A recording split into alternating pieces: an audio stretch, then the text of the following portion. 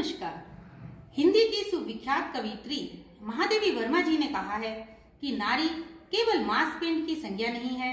आदिम काल से आज तक विकास पथ पर पुरुष का साथ देकर उसकी यात्रा को सरल बनाकर उसके अभिशापों को स्वयं झेलकर और अपने वरदानों से जीवन में अक्षय शक्ति भरकर मानव ने जिस व्यक्तित्व का विकास किया है उसी का पर्याय नारी है।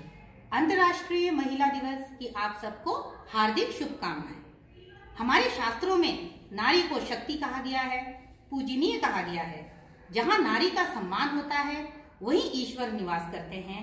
और आज मैं आपके समक्ष एक चर्चा परिचर्चा लाई हूं जिसमें मैं आपको मिलवाने जा रही हूं श्रीमती अर्चना नागरथ जी से, जो Sharda Sarvhitkari model senior secondary school 40D Chandigarh की प्रधानाचार्य हैं और साथ ही इनके पास हिंदी विषय प्रमुख पंजाब प्रांत, मानक परिषद प्रमुख पंजाब प्रांत का दायित्व भी है। ये सर्वहितकारी शिक्षा समिति की पूर्व छात्रा भी हैं। अखिल भारतीय साहित्य परिषद चंडीगढ़ की सदस्य भी हैं। कविताएं लिखने का शौक भी है इन्हें। शिक्षा के क्षेत्र में इनका लंबा अनुभव है। तो अर्चना जी, आपका बहुत बहुत स्वागत है। कृपया हमें बताएं कि शिक्षण के क्षेत्र में आप किस प्रकार हैं? बचपन से ही मुझे अपनी अध्यापिकाओं ने बहुत प्रभावित किया। बचपन में हम खेल भी स्कूल ही खेलते थे। मेरे माता पिता का कहना था कि शिक्षा जीवन की सबसे अनिवार्य वस्तु है और इसी को मैंने अपना संकल्प बना लिया और दृढ़ निश्चय कर लिया कि मैं अपना पूरा जीवन शिक्षा के क्षेत्र को समर्पित कर दूंगी।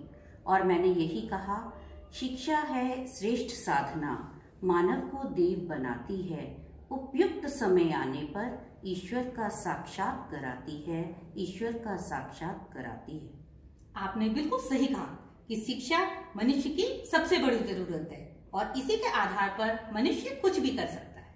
25 वर्ष से इस विद्यालय में अध्यापन करने के बाद अब प्रधानाचार्य का पद बखूबी संभाल रही हैं। संघर्ष से सफलता तक के इस सफर में आने वाली चुनौतियों का सामना आप कैसे करती आई हैं? संघर्ष जीवन का पर्याय है।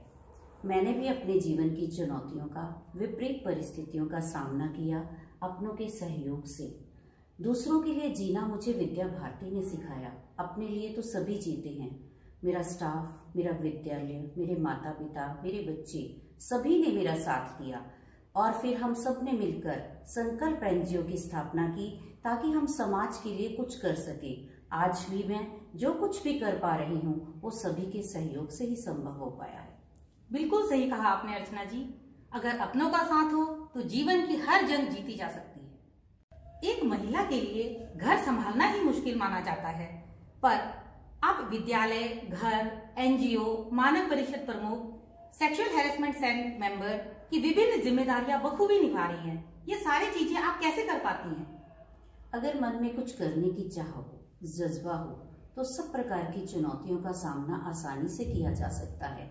कई बार मुझे भी आश्चर्य होता है कि इतना सारा काम मैं कैसे आसानी से कर पाती हूँ। शायद उस ईश्वर की कृपा से मुझे अपना काम गंभीरता से करने का और पूरी योजना के साथ करने की जो आदत है, उसी के कारण मैं सभी दायित्वों को निष्ठापूर्वक निभाने का प्रयत्न करती हूँ। बिल्कुल सही अर्चना जी। अगर व्यक्ति चाहे तो हर चुनौती पार की जा सकती है और इसका एक प्रत्यक्ष उदाहरण आप हमारे सामने ही हो। मटेरियलिज्म से हटकर जरूरतमंद विद्यार्थियों की फीस भरना व अन्य सहायता प्रदान करने की प्रेरणा आपको कहां से मिली? कृपया हमारे दर्शकों को इसके बारे में कुछ बताएं। मटेरियलिज्म यानी भौतिकवाद। मैं मानती हूँ कि जीवन की बहुत बड़ी आवश्यकताएं हैं, लेकिन हम सब जानते हैं कि ये सुख सुविधाएं क्षण भर का सुख देती हैं। लेकिन जब आप किसी की मदद करते हो, उसे विकास की सीढ़ियां चढ़ते हुए निरंतर देखते हो, तो जो सच्ची खुशी मिलती है उसके वर्णन नहीं किया जा सकता। मैंने यही सीखा कि अगर ये शिक्षा हमारे जीवन में बहुत जरूरी है तो क्यों ना मैं किसी ऐसे बालक की मदद करूं जो कि किसी अभावों के कारण शिक्षा से वंचित रह जा रहा है। यही सोचकर हमने ये शिक्षा के क्षेत्र में अपने NGO के माध्यम से कार्य प्रारंभ किया। सच में ही मटेरियलिज्म कुछ क्षणों की खुशी तो दे सकता है, लेकिन सच्ची खुशी तो किसी की मदद करके ही मिलती है। NGO को चलाते हुए समाज की भलाई के लिए आप लगातार जुटी हुई हो। इसके बारे में विस्तार से बताएं कृपया थोड़ा सा। संकल्प एनजीओ की स्थापना हमने 2015 में की। इसका यही उद्देश्य था समाज की सेवा करना। विभिन्न प्रकार की गतिविधियों जैसे कि हमने लंगर, छबील, रक्तदान शिविर, पाठ्य सामग्री वितरण, वस्त्र वितरण, पर्यावरण जागरूकता का अभियान और स्वच्छता अभियान, बहुत सारी गतिविधियों के माध्यम से हमने समाज को प्रेरित करने का प्रयत्न किया।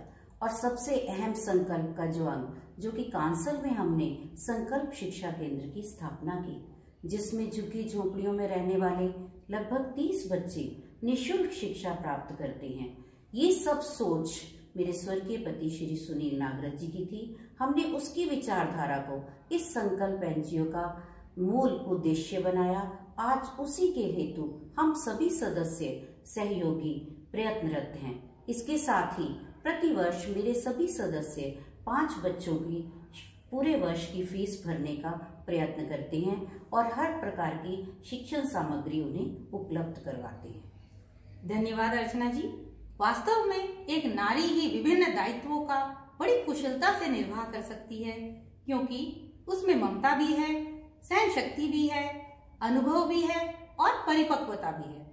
मुझे उम्मीद है कि आपके व्यक्तित्व के बारे में जानकर हम सभी महिलाओं को भी प्रेरणा मिलेगी। हम ईश्वर से यही कामना करते हैं कि आप समाज सेवा और शिक्षा के क्षेत्र में अपनी एक विशेष पहचान बनाएं। धन्यवाद।